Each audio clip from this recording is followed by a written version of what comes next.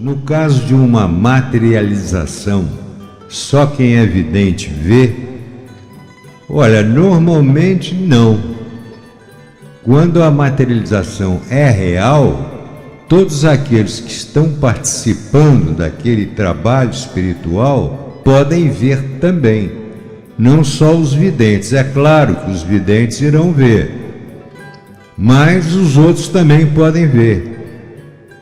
No tempo de 1800 e pouco, realizaram grandes materializações, dentre elas destacando-se o espírito de Kate King, né?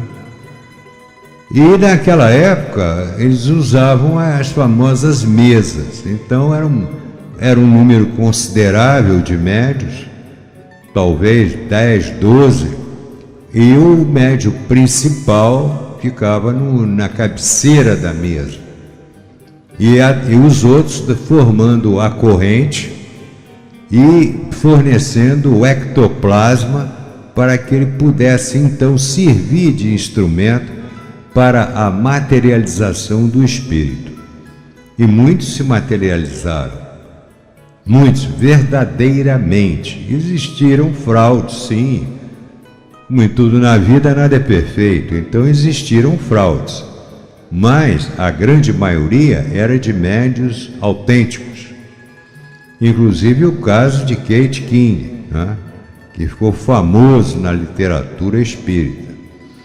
Era interessante que o médium era menor do que o espírito, a altura, o corpo era completamente diferente.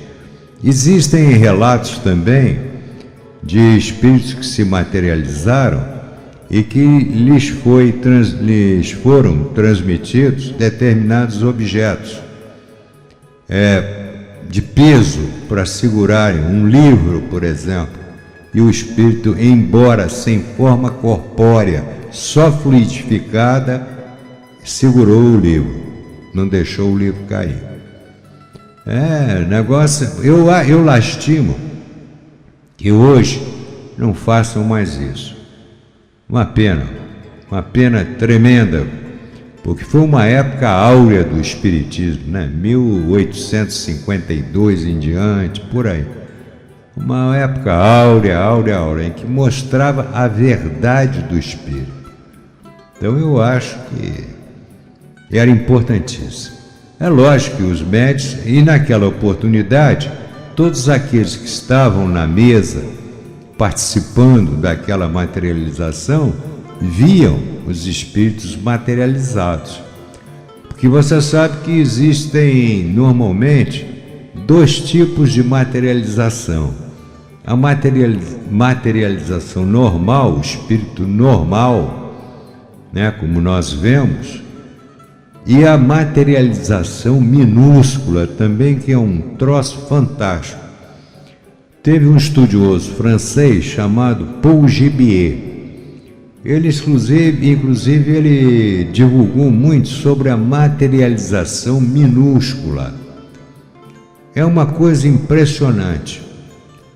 O espírito se materializava no tamanho de uma unha, pequenininho, e todos viam. Era um negócio fantástico.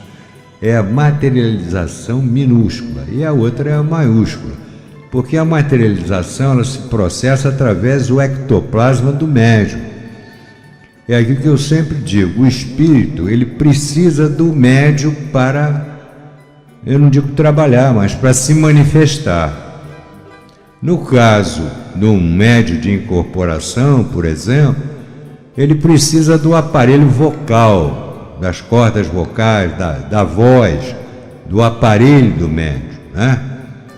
Para se manifestar. E no caso da materialização, ele precisa do ectoplasma do médium também. Esse ectoplasma ele é acinzentado, meio azulado, feito uma fumaça. E ele começa a ser expelido normalmente pelo médium, pela boca e às vezes até pelos ouvidos, entendeu? Mas normalmente pela boca. Vai saindo aquela fumaça, o ectoplasma, e aquilo vai abrindo até formar o espírito. Então tem que ter um médium muito bom de ectoplasma. E tem, logicamente, aqueles outros que participam também, dando força, dando ectoplasma, corrente, vibração para aquele que está no comando do trabalho. É um assunto bonito. É o espiritismo científico, né? Não tem a menor dúvida, que também é muito bonito. E que, infelizmente, hoje em dia não existe mais nada disso, não. Eu me pergunto, por quê? Por que não? Porque a Federação Espírita Brasileira não realiza sessões de materialização nos seus salões. Se precisar de alguém para ir lá, eu vou. Não tem talvez.